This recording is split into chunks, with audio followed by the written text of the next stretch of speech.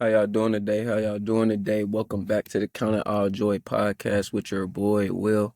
And I'm back with another episode today, y'all.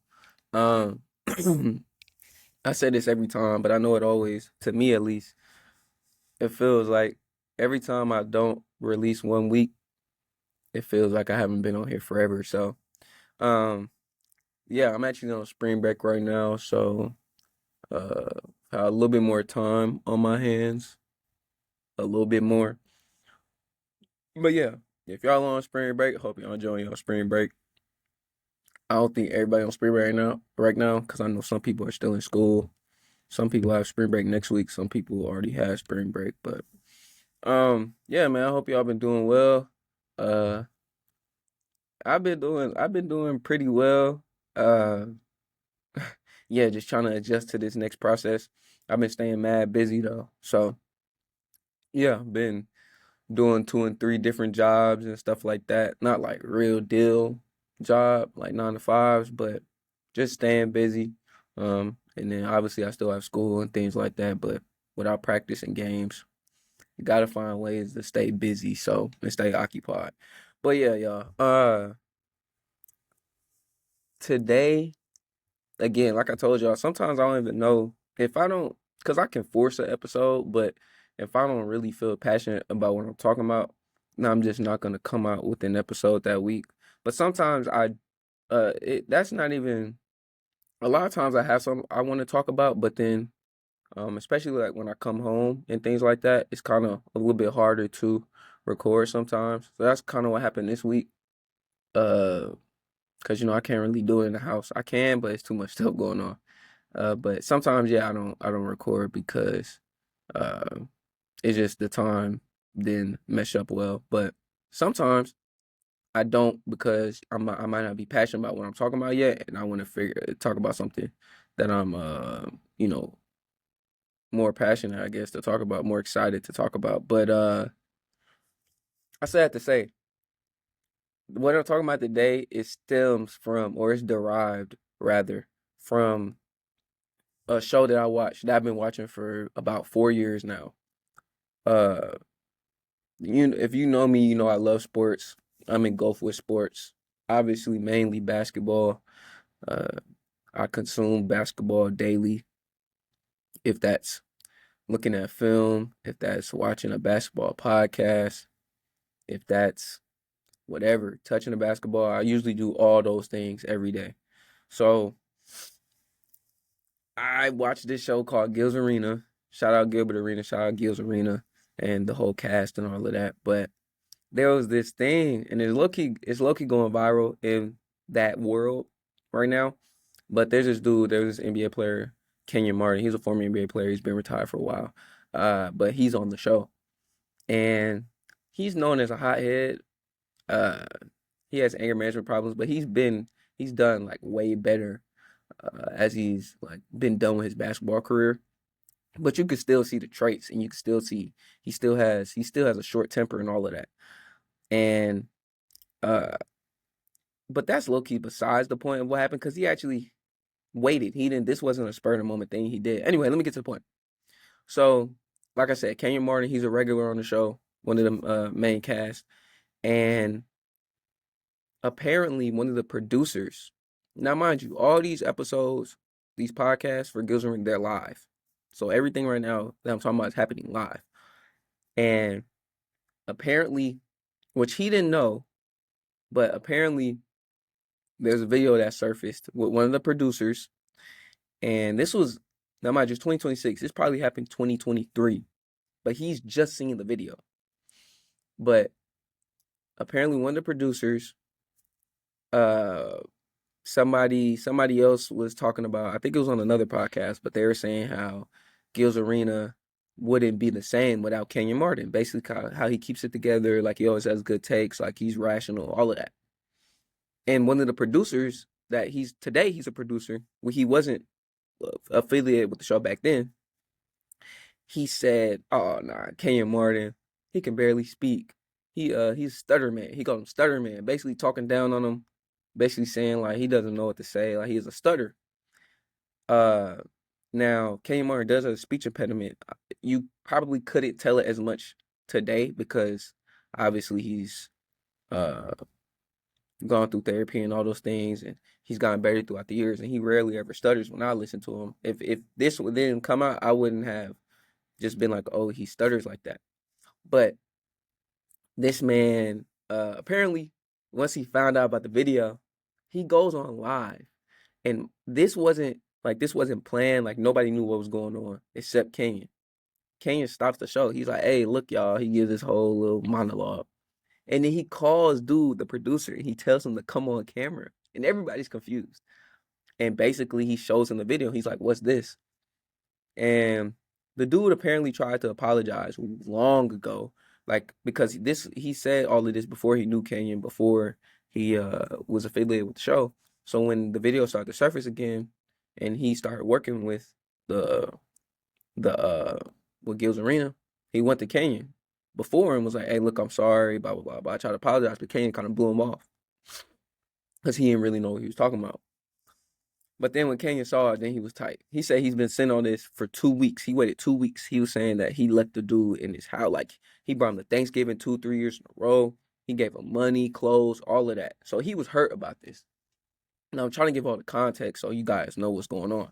So Kenyon was hurt because he's like, this dude, and he didn't even know this was years ago. He just saw the video. So he's like, man, you've been in the house with my wife and kids, like you've been around my family, and you gonna talk about me like that, and especially that he said this is like a soft spot for him because he was, people used to make fun of him as a kid. He used to fight about this, about stuttering and all of that. He would not speak in public, not speak in front of people in class, so he was hurt about this.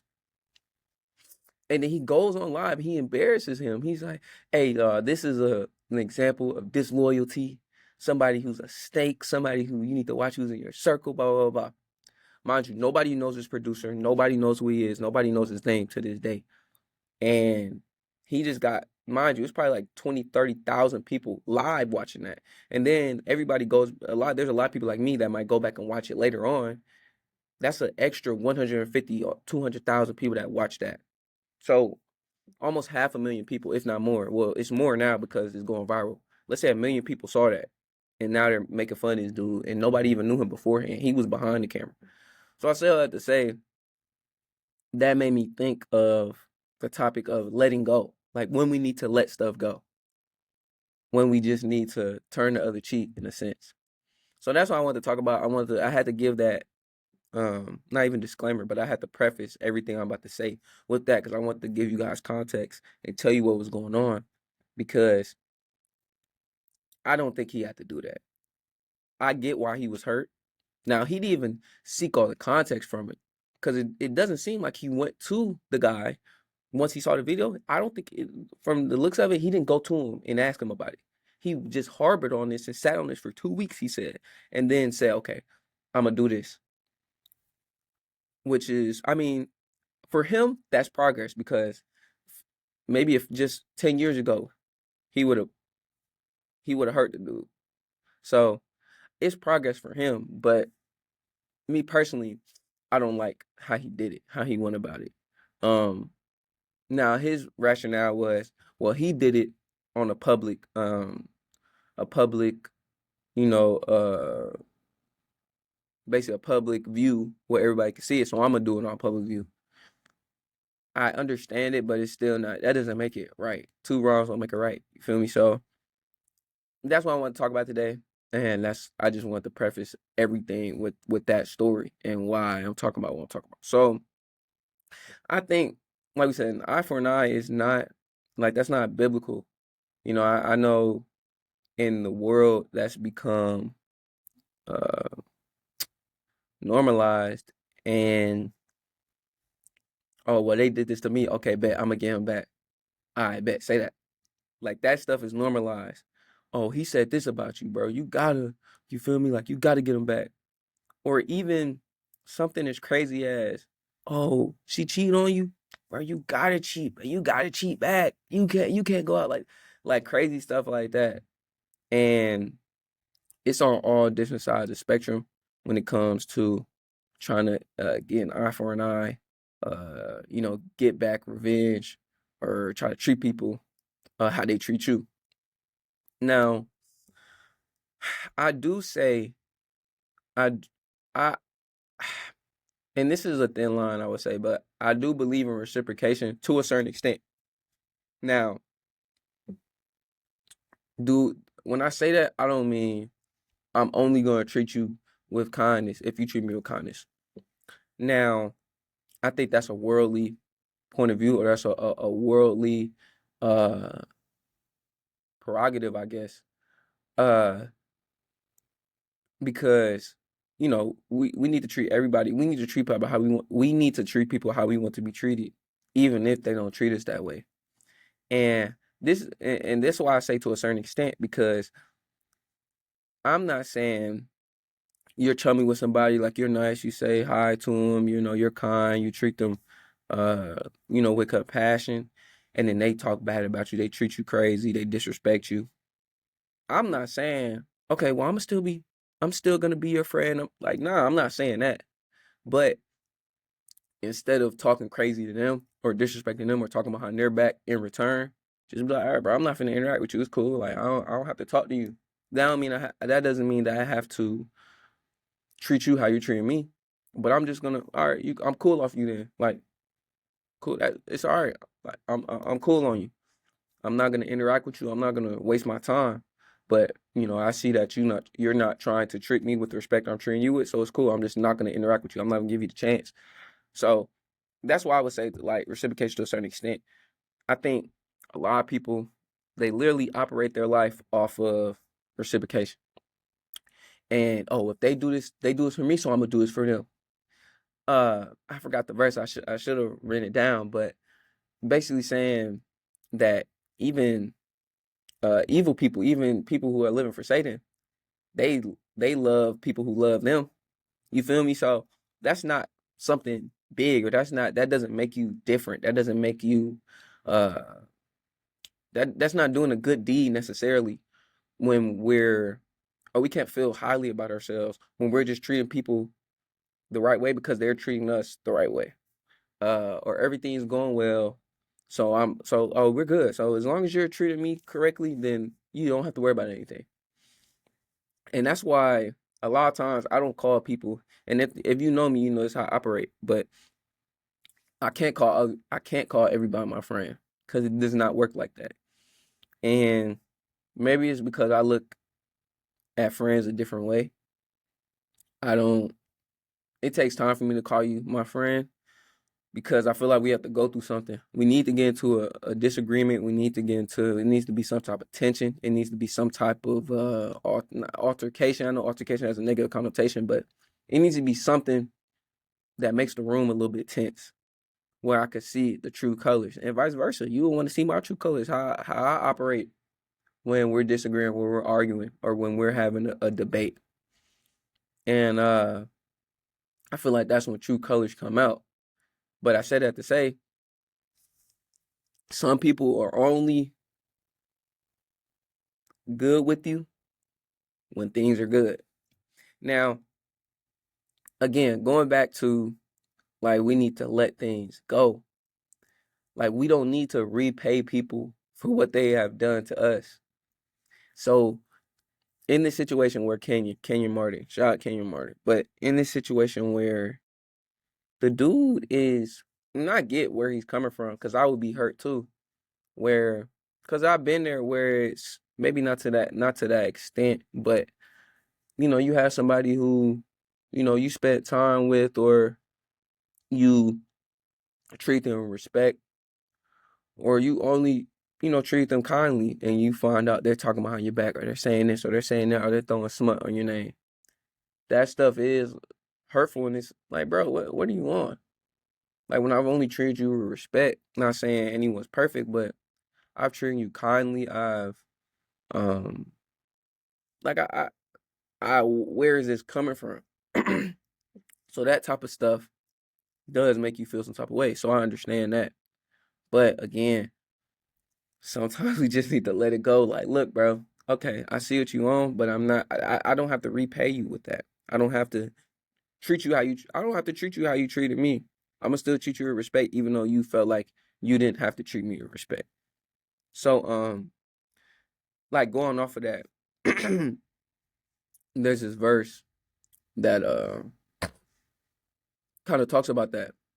And it's Romans 12, 17 through 19. And it's saying, do not repay anyone evil for evil. So kind of what I was talking about before, but do not repay anyone evil for evil. Be careful to do what is right in the eyes of everyone. If it is possible, as far as it depends on you, live at peace with everyone. Do not take revenge, my dear friends, but leave room for God's wrath, for it is written, it is mine to avenge, I will repay, says the Lord. So I love the ending of it because it says, do not, I mean, this whole thing is nice. It says, if it is possible, as far as it depends on you, basically, if you're able, live at peace with everyone. You don't have to be beefing with anyone. Now, there's gonna be people who don't like you. You can't control that. But if it's up to you, try to have a good relationship or try to be at peace with everyone. Then it says, do not take revenge. Just because they did it to you don't mean you have to go back and do it to them. But it says leave room for God. You know, he'll avenge us. We don't have to worry about it. We can leave it in his hands. We don't have to worry about uh we don't have to worry about when people do things to us. And it's another verse that I guess I should have written down. I'm just thinking about it now that I'm talking about it, but it's basically saying don't get tired of doing good things. Don't get tired of living the right way. Um, don't get bored with doing the right thing because your time will come. Uh, your reward, and we're not doing things just for a reward, but you living the right way that you will reap the benefits of that. But we're not doing it for the reward, but we're doing it because it's the right thing to do. So, uh, yeah, going back to what I was saying, when we need to let certain things go, like the revenge aspect of it, or oh, he did this, all right, bet I got something for you. That isn't the right way to go about things because it doesn't do anything for us. It just keeps our heart cold. Uh, and then it makes me think of as well where the verse where it says, don't let the sun. Um, oh, I'm getting a little ahead of myself. My fault. But yeah, honing on the point, it is mine to avenge. God is going to take care of it. Now, going back to the Kenyan situation, I like it's tough for me because I can't sit here and act like I don't understand where he's coming from. And especially I don't know him personally, but from what I've known and for what he's shown, uh, I know he's a short-tempered guy and he's passionate about certain things. He tries to be chill but when he's there, and he can't really turn it down. So the fact that he waited 2 weeks to come out with this, it was it's actually crazy. I applaud him for taking the time to actually ponder about it. But it's like, what did you gain out of it? And then he also tried to say he tried to say basically what he was talking about was, yeah, this is a lesson you could teach to your kids about the loyalty, disloyalty, or lack thereof, and all of that. And it's like, bro, just keep it a buck 50. Like you were hurt. And I think everyone would be hurt in that situation. But it's just the way he went about it. And then knowing the platform that they have, there's so many people that saw that, millions of people that saw that, and nobody even knows him. So now he's probably getting flooded on his social media accounts. People are probably talking crazy to him. And I'm not excusing his actions because yeah, even if he didn't know him, which he didn't at the time when the video came out, why are we talking? Why are we making fun of somebody's stutter? Why are we talking crazy? Especially when somebody was applauding him. Somebody was like, "Yeah, man, Gilles Arena would not be the same without Kenyon." And then you felt like you had to come in there and be like, "Nah, that's a stutter, man." Like that's weird. First of all, whether you know someone or not, that's weird. But uh, I just think we have to. It's not good for us at the end of the day. You know, it doesn't really. I don't think it really does anything for us. Now, sometimes I can't even lie. I'll keep it. Let's be honest. Back in the day when I was younger, somebody does something to me or somebody. Now, I'm not even talking about. That's why you see, I have not said anything about physical altercation because that's a whole different conversation. I'm not gonna get into because I have my own gripes about that. But when people do certain things to you or say certain things about you, it's like, look, we need to be able to mature and grow past it. But this point, I think we need to be able to recognize when our like disdain or anger has reached a certain point. I think I think Canyon, he knew he was hurt. He was hurt about it because like, I brought you in front of my kids, my wife, and you had the audacity to talk about me. Now again, the timeline didn't match up, but it's still just a principle for him. And I think when we're able to sit back, now it says like, be quick to hear, slow to speak, slow to anger. So it's like with these things, when we try to apply these things to our everyday life, it helps us in these situations. Now I'm not gonna say every time it's gonna be perfect because there's times where I think about these verses and I'm thinking about them daily, but then sometimes somebody says something so crazy, I'm like, bro, who are you talking to? Like there's sometimes where like I have a teammate, and I'm gonna just say his name, forget because he don't care. Randall, he's my boy, so he don't care. Randall, it's like that's like my little bro. He's not little by any means, but that's like my little bro. And that boy talks way too much, you know. His mouth's gonna get him in a world of trouble, but that's my guy. It's all love. But he'll say certain things where I'm like, bro, I just want to hurt you. Like I really want to just pummel you right now. Like really put you in a canfo headlock. Like that's it. Just really gets to that. It really gets to that point with him because he's such a rage baiter. He just always trolling. He doesn't know when to be quiet.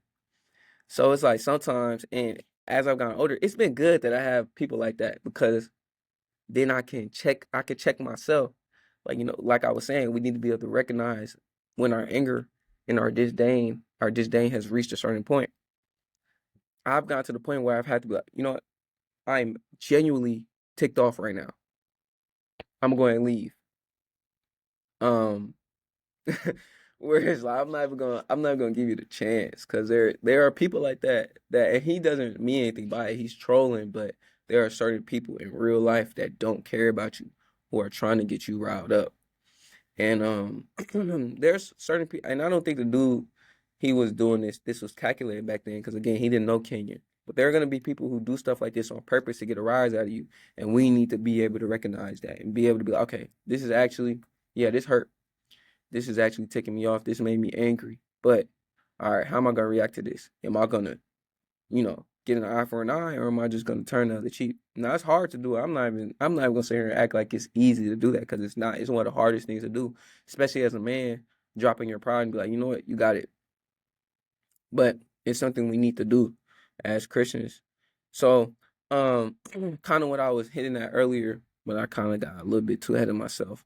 The verse where it says, "In your anger, do not sin."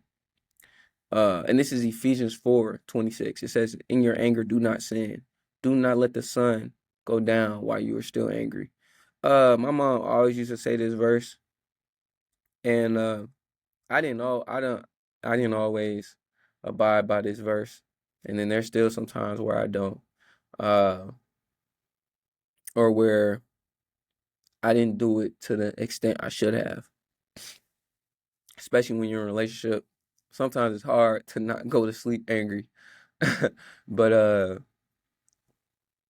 yeah, basically it's saying don't you don't need to go to sleep mad.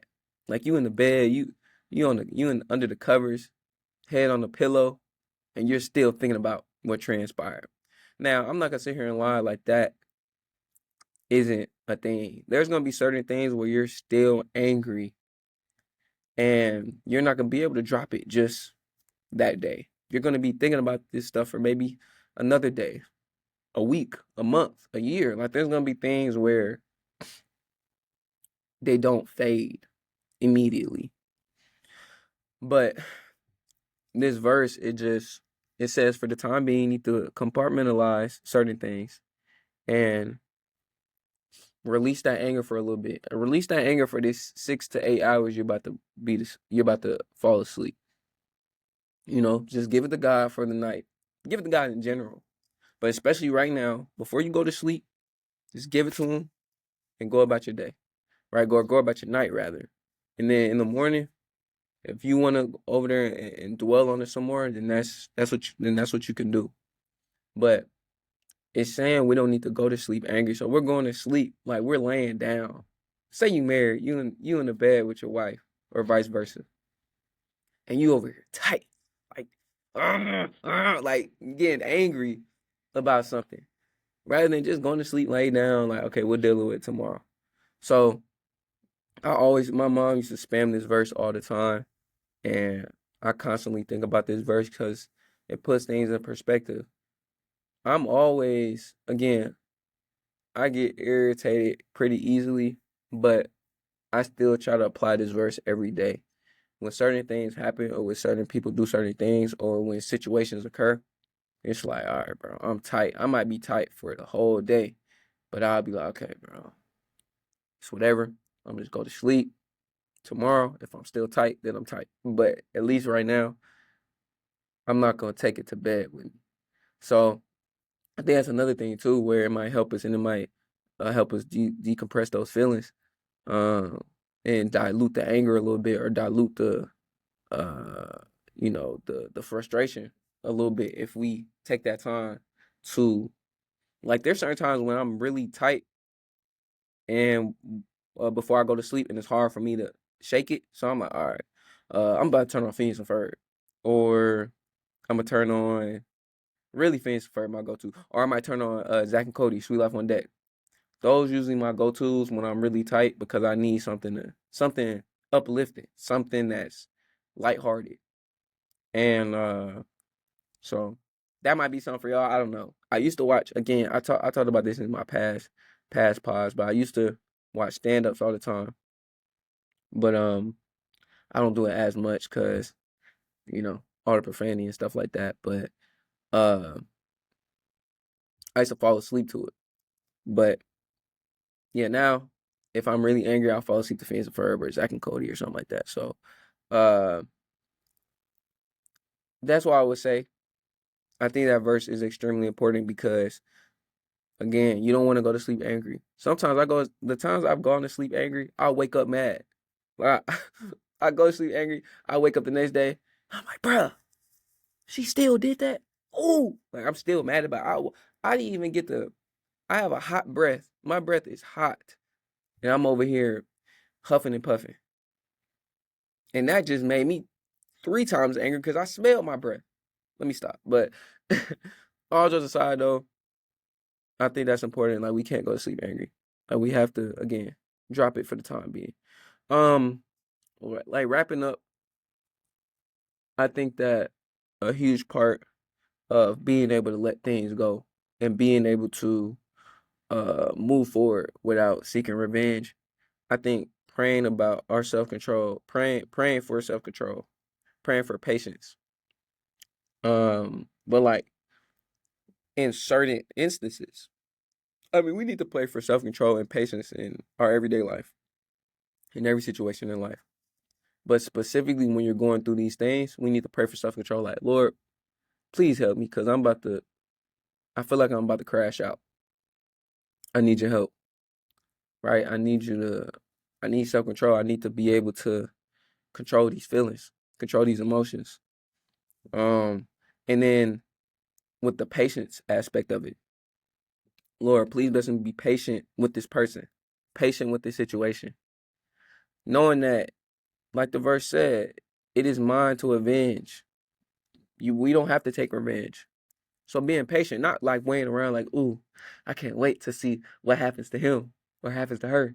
Yeah, some back, like, no, we're not sitting back being patient for their demise, but just being patient in the situation, letting it work out itself, letting it work itself out.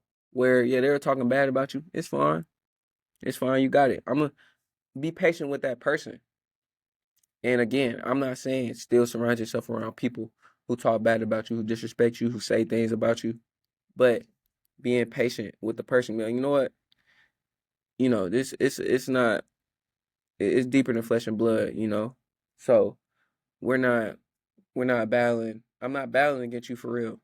Like, yeah, it's you doing it, but it's not really you at the end of the day. Like, so sometimes we have to look at it like that as well. So, uh, it's not really, it is the person, but again, we don't battle against flesh and blood. So, uh, I think those two things specifically is something that I've had to pray for. Like, man, Lord, please give me self control because feel like I'm about to crash. Or Lord, please give me, or both, and or Lord, please give me patience with this situation because I feel like this person keeps trying me, and I don't know how much patience I'm gonna have with sparing them. I've had all those situations, so it's for us to talk to him and bring it to him and wait for him to take us through it.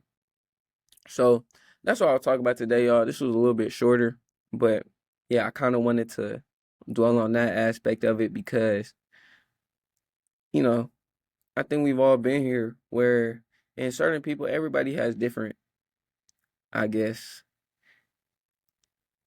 anger thresholds. I don't even know if that's a thing. I mean, I'm sure it's a thing, but everybody gets everybody gets angry at a different level. Some people get angry quickly. Some people it takes a lot. It takes a lot of things to get under their skin. And but we've all been there where we've had the opportunity to either let things go or seek revenge.